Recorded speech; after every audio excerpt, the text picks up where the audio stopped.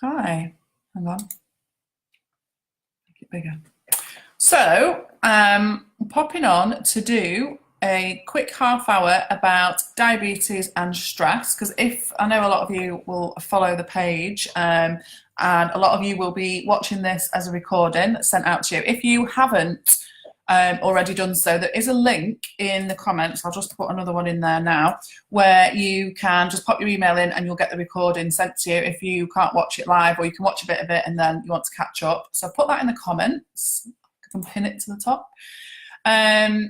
So I have someone else with me for a change. She really doesn't want to do it. Yeah, no, not at all. She's embarrassed being on the computer, on the live, but as you know, I waffle on for hours on here, so don't bother me. So, for those of you that already know, obviously I'm Sari and I run Coaching Healthy Mind, and all of my work is really based around whatever the situation is, so whether it be to do with health, anxiety, depression, relationships, whatever it is, all I'll talk a bit more about this in a minute, but all comes from the way that we experience our lives through our thinking. And Jodie, who is my sister, we don't actually look that alike today, do we? Because my hair's scraped up. Jodie is a type 1 diabetic specialist nurse, and she also has type 1. Flash as you pump. Where's your pump? She also has type 1 herself. She's pumped up to the max. So, and obviously we both talk about our jobs and our roles, and I know a bit about diabetes because my sister's had it, and she also has a little boy, so she's been through pregnancy as a type 1 diabetic as well, which was not the easiest thing in the world. So she's got a lot of experience personally and professionally. And so one of the things I certainly noticed through being a sister and stuff is that the levels of stress that you can go through can completely and utterly affect your the way that you are physically in terms of your diabetes, because obviously it's a condition that you've got and there's not much you can do about that. But actually it can be a little, like most things, this applies actually for any kind of illness or anything like that it can be made worse, a vicious cycle. And the more that we worry about it, the more that we ruminate about it, and the more overthinking we do about it can then also affect what happens in your body, I suppose. So I was going to ask Jodie just to give us an example of how, whether it's as a professional or personally, how you can see that crossover or that link between your stress levels and your overthinking and what that then does to your diabetes. So I can see it on a professional level, but I'll just talk about my personal experience. A prime example is I have a great blood glucose level all night because I wear CGM, which is a continuous glucose monitor. Mm-hmm. So I can look at my pump at night because I'm up 3-4 times the night with Ralph. And I can look and it's lovely, really nice glucose level. I will start to wake up, hormones get released to actually wake you up naturally. Mm-hmm. Then I get up and I've got a 30-minute time slot at 5:30 in the morning to get up, get washed, get dressed, sort Ralph out. And I literally can see it on my monitor. It'll go from maybe 5.6. By the time I get to work, I can have a glucose level of 14. And that is purely from stress. Whereas I would say I'm not stressed. I do this every morning. It's my routine. It's what I do. Mm-hmm. But my monitor says different. Yeah. And again, on a professional side, many patients that I see daily say, I really don't feel stressed, but I don't know why my blood glucose levels is doing this. It's out of your control. It's frustrating. It's annoying. Yeah. And that's just a little example, really. And I think it's quite common, actually, that, again, even say with people who have anxiety will say, oh, I wasn't really overthinking much, don't feel stressed, I don't know why, and then I just have the symptoms of anxiety. But what it is, and it's obviously the same, for example, with a diabetes condition, for example, that you might not think that you're overthinking it much or you're worrying or stressing, because as you said, like perfectly, it's just your normal day-to-day routine. But just because we become used to something and it becomes almost then turns into a habit, so we do it almost on autopilot, just because the thoughts are not like at the forefront of our mind, oh, this is stressful, oh, I'm tired, oh, I've got to do this, just because they're not right at the front of your mind doesn't mean that they're not going on at the back of your mind. So what then does that, I suppose, create in terms of suppose one of the things that I'm thinking about is how that then can then sometimes then spiral into people overthinking lots of things. Because I think we were talking the other day about when you were first, because you were diagnosed late on, weren't you? How old were you? I was early 20s when I was diagnosed. I've had it in nearly 40 next year. Yeah, so I've had it a while. So it was obviously a big shock to your system, wasn't it? Mm-hmm.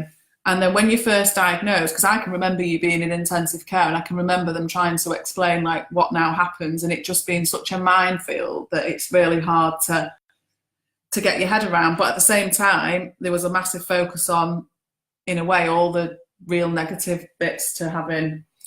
Yeah, you get this diagnosis. Although, strangely enough, I wouldn't wish this on my worst enemy, but at the time, because I didn't know what was wrong with me, I presented at work as if I was drunk. I was extremely thin, got asked if I had eating disorders. I thought I was going literally mad. So when I actually woke up in intensive care and got told I had diabetes, didn't know a lot about it, I was quite relieved that I wasn't I wasn't mad. Yeah. And I sort of took it and ran with it. But for a good 10 years, I basically winged it. I didn't really know what I was doing, and it was just like, okay, I've got to have these injections, I've got to do it.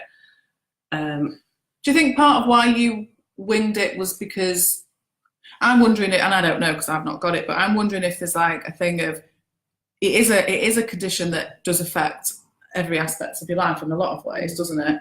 Especially if it's like not being managed, or if you're stressed or you're ill, and through your pregnancy was a prime example where you think you've got everything sussed out and then suddenly it's like a whole new load of stuff to think about. Is when you, do you think some of it's avoidance? Because it's almost like if I start to think about the implications, it's too scary or it's too... Yeah, from the minute you're diagnosed and you see your doctor or whoever you see, you get told about the risk of complications. And I remember thinking, I might go blind, I might lose my feet. And then I actually sat on nights weighing up, what would I rather lose my feet? Like in my own head thinking, okay, if I've got a choice and someone can make it, let me lose my feet, not my sight, because I don't know what I do. But then doing it on the professional side as well, you realise that there's lots of other things as well. And a lot of it's the psychological side of, I've got diabetes. It's not the actual day-to-day management personally for me, because I've got quite a good insight to it now after a lot of studying. I'd hope so. Yeah, I'd like to think so. It's more the psychological. So it's the burden of, will I wake up every morning, or will I have a hypo in the night and not wake up?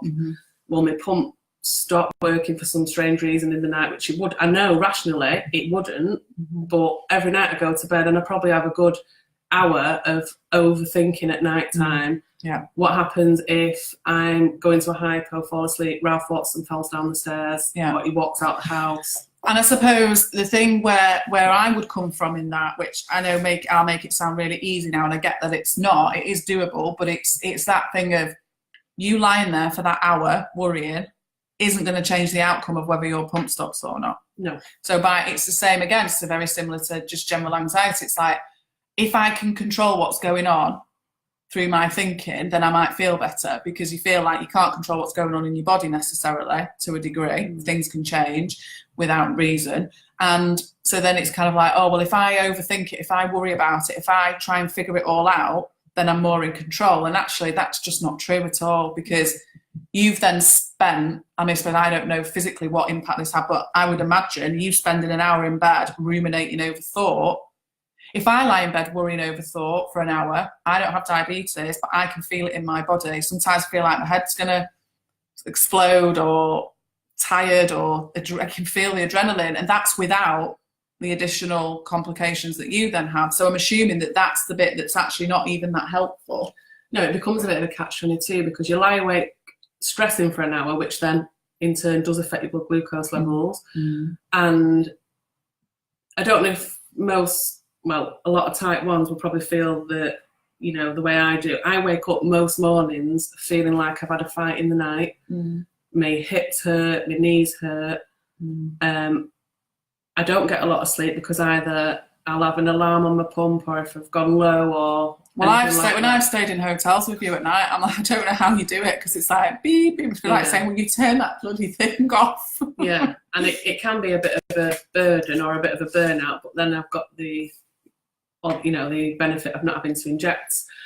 But yeah, you do wake up and it is a catch-22, and absolutely the overthinking at night affects the next day. Yeah. When you're at work, you're busy, full-time working mum, living with type 1, it's just not the easiest. That's the other thing as well, that people think, oh right, well I was overthinking for an hour at night, but then I've stopped then, so why should it affect me the next day? But again, even without the complications of your diabetes, even if you were just anxious in general or just overthinking in general, it can sometimes take a while for your body to then catch up and settle.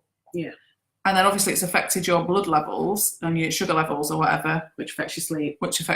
So again, it's this vicious cycle. And I can almost imagine someone, if I'm sat with someone who's diabetic and is stressed, and think, well, yeah, but there's not much I can do about it because I'm diabetic and there's nothing I can do about that. So it's kind of like tough shit almost. Yeah. But actually it's not, because the fact that, like I was saying before, you're not going to change the outcome of what happens. No, you can't change it. There's not a cure for it. No, and you're not going to change the outcome of, whether your pump breaks or whether this happens, because that's just all us trying to make up what could happen and predict it, almost as a defense mechanism to go, well, actually, if the worst thing happens, at least it's not a massive surprise to me.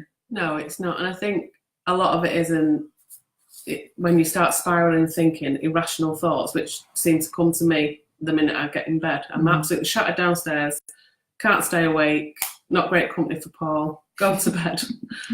And then I'm like, my brain's just been switched on. Right, what could happen tonight? Potentially I could have a hypo. Potentially I could have a hyper, I could become quite unwell, I might not wake up tomorrow. I know it's irrational, but it's just sort of the burden of living with type 1 diabetes, where you don't get to switch off. You can't take a tablet and go to bed, wake up the next morning.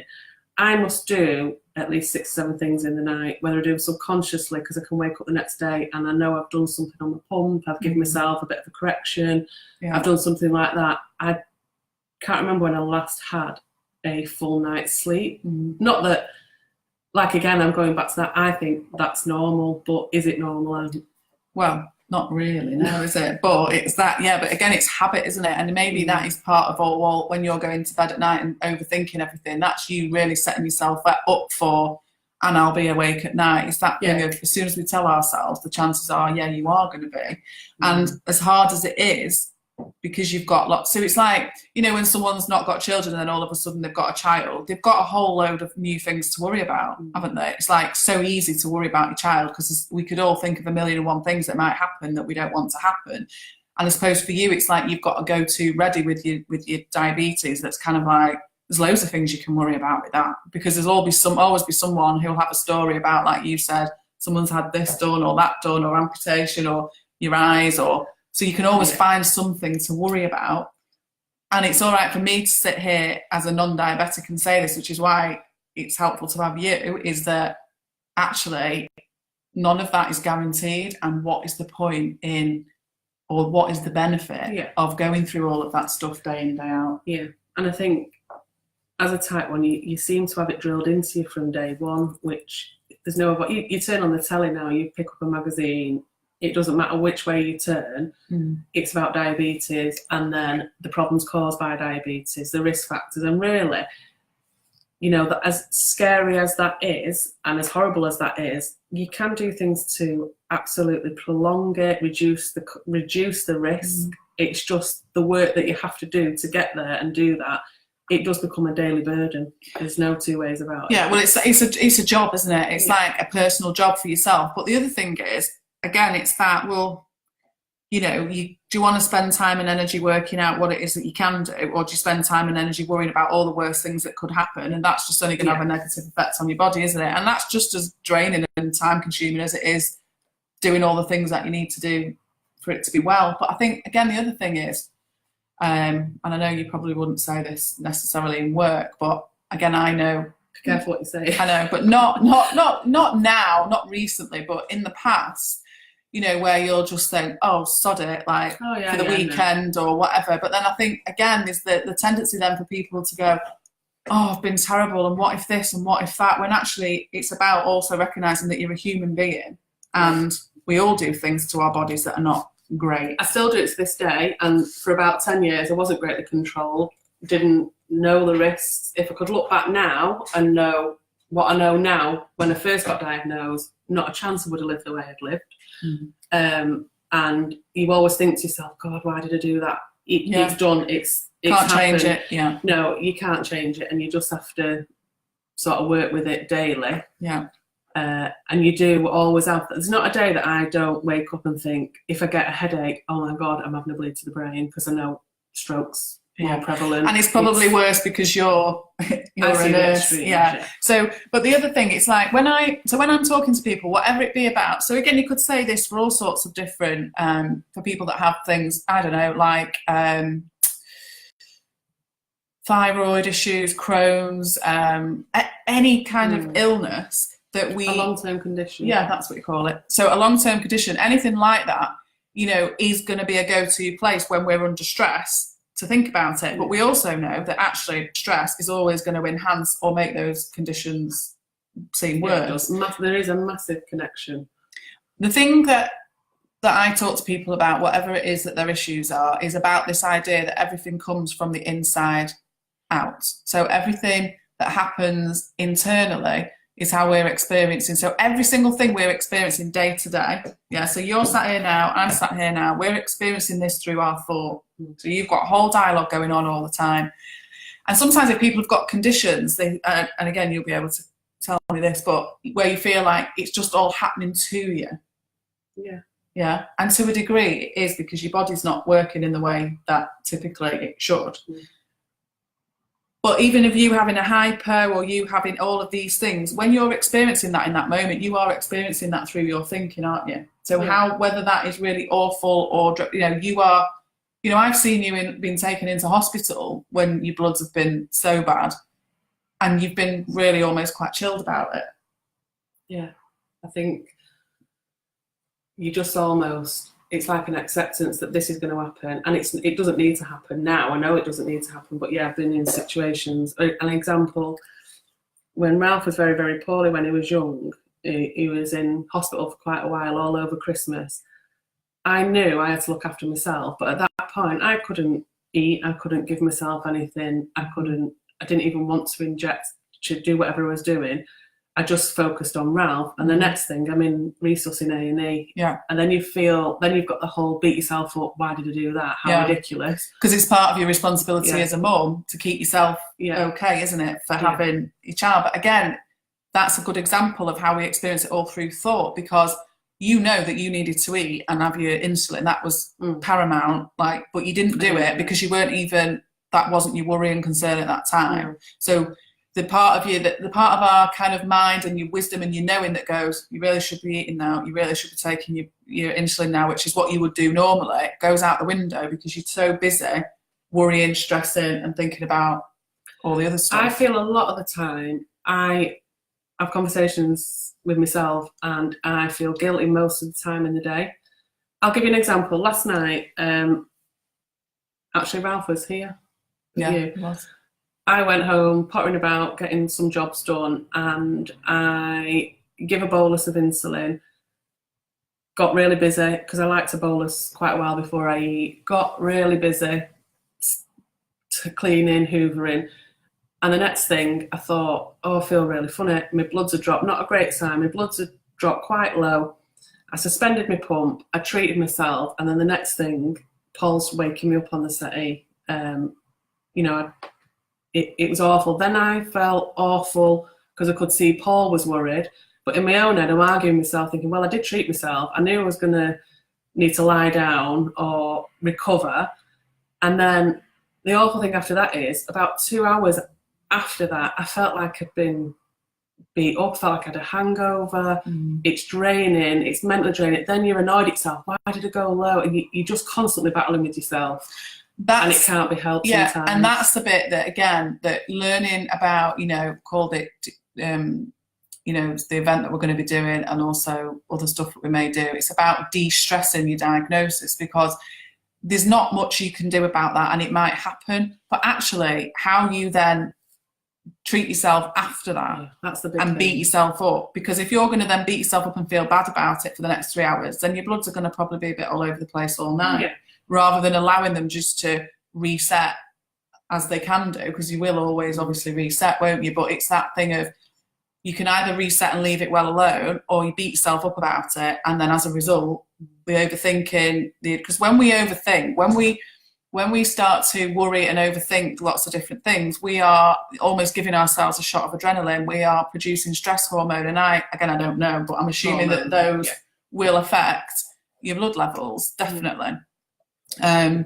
So I know a lot of people are going to be watching this recorded, and so if anyone does have any questions at all, please do feel free to message us. It's funny actually, because again, this is probably something that's quite common, is that people have messaged me that haven't got diabetes but have loved ones that have diabetes, and it's almost like they desperately want those loved ones to learn more about this stuff, but they might be reluctant to do that for whatever reason. And I can remember, not now obviously, but in the early days with you, thinking, I can see that she's stressed, and I can see but you'd sit there adamantly and tell me it's nothing to do with that. It's, everything's be blamed on diabetes, but rightfully so. When your blood levels are you're not thinking straight, are you? You're not thinking clearly. So you're thinking, it's just happening to me, it's just my body doing it. Whereas I can see that for 2 hours before, I could see you getting stressed. Whereas obviously you get that stuff now, but there's probably lots of people out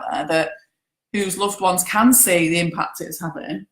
You do want to explain to your loved ones and try and explain it, and for them to understand it, but it takes a lot for you living with type 1 diabetes to actually understand it, and you just get burnt out with it and give up and think you don't get it because you're not living with it. And then there's a bit of, also you want to protect your family, because I should imagine, from an example that I gave a minute ago last night, I could see in Paul's face he was really worried. Then I felt awful that it's impacting on him. Yeah. Then I was panicking, thinking, you came then and dropped Ralph off, and I was trying to hide that I'd just had that. Yeah, because you don't want him to know. And I didn't want Ralph to know, so you're trying to be cheery and get on with things. That's the key word, is trying, isn't it? It's like, we can't, it is what it is. It's part of your condition. Like, we shouldn't have to keep trying to pretend it to be something other than it is, because that, again, is only going to add stress onto it. Someone just put there, can you or your lovely friend, it's my sister this, and she's lovely, but only most of the time, the fight or flight response, what actually happens in the body when we're stressed and anxious. So what's happening is, the part of your brain that's really primal, it's a bit stupid, it's a bit old school, and when you're worrying and things are happening, so you're going, oh, this is going to happen, or a bit like she's just explained then, I'm having a hypo and I don't want my child to see, and this, that and the other, and we start sending really kind of warning signals to that part of our brain, and that's the part of the brain where we form habits.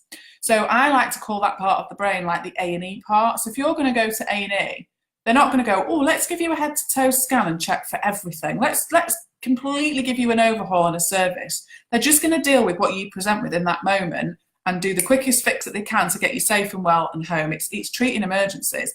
And that part of the brain is a bit like that. And creates habits. So you're sending anxious thoughts, oh, this is going to happen, that's going to happen, what if this happens? So that part of your brain goes, don't worry, I'll sort this.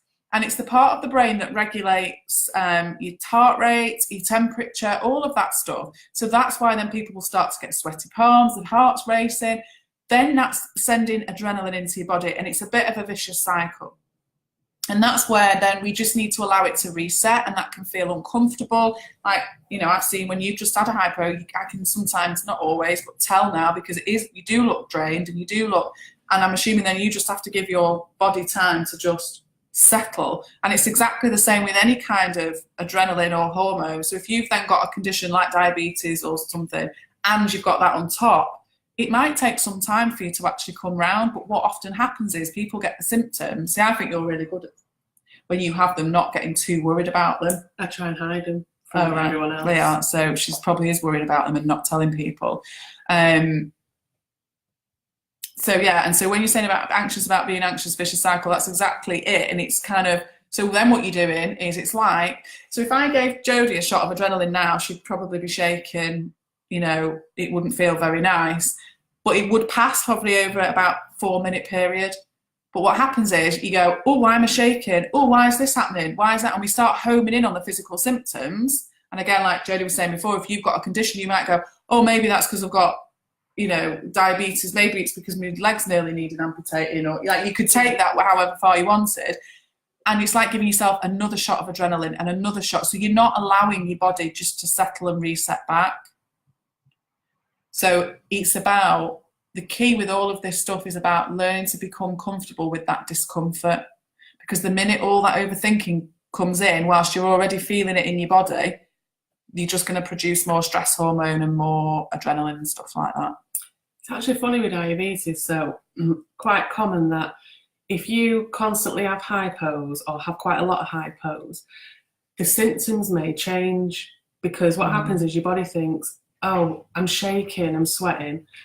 Oh, I've done that again, I've done that twice today. So your body, in its own way of trying to look after you, will change them. Yeah, it's kind of like, you're not listening to me. Yeah. You're not treating this now, you're not doing anything, because again, it's like, oh, I'm having a hypo, I'm hot, I'm sweating, whatever the symptoms may be. Yeah. So then the next time you might get, I remember going, a numb face and a numb leg was the symptom for quite a while when I was pregnant. I thought, oh, right, what's this? Check your blood. It's hypo, it's a new hypo. Warning symptom, because it's just the way the body works. And that's that part of that brain as well. It's when you're sending them signals of stress or something's going on and being on high alert, again, those symptoms can change, but often if it's something new, that will then send a load more message of worry and why is it like this, what's different, what's changed. But you're right, the body is kind of like, well, she doesn't listen to this anymore. You know, because a lot of people that are anxious talk about having a lump in their throat. Well, for years and years, suffering from anxiety, I never had a lump in my throat until a couple of years ago when I experienced it. And I was like, oh, I don't like this. And I didn't think it was anxiety because it was new. And then I realised it was. So again, it's... And you phoned me. Yeah. And then I phoned my sister because she's a nurse and she knows. And she just basically might as well tell me to just get on with it. And no, she's very supportive. She is.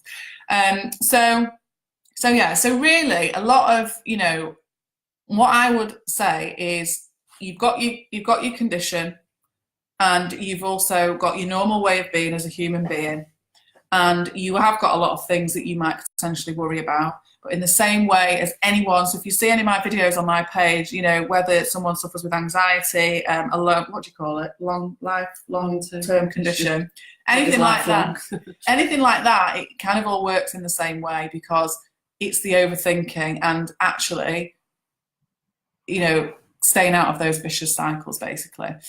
So, obviously some people might be watching this as a recording, but even if it's later on, you can still, please feel free to ask any questions at all that you've got. And we'll be sending the information on other stuff that we'll be doing very soon, where people will have an opportunity to ask Jodie diabetic related questions. And I will be focusing on, or together we will be focusing on, you know, all right, it's all well and good saying that the overthinking doesn't help with diabetes, but how on earth do I stop doing that? Because you're in such a habit of it, can help with stuff like that. So yes, that wasn't too painful, was it? Yeah. That's the first time she's done one of these, so she's done all right, really. Yeah. How are your bloods? Probably through the roof. Let me check. Go on, check. I've suspended because they've actually gone low. Oh, there you go. There you go. So that's how unpredictable it is. Yeah, I thought it'd have gone higher, but you know. Okay, so we'll leave that there. I will, anyone that's watching this live but wants the recording because you might not have caught it all, just pop your email in and I can send that out to you, and we will hopefully catch up with you very soon. Bye. Bye.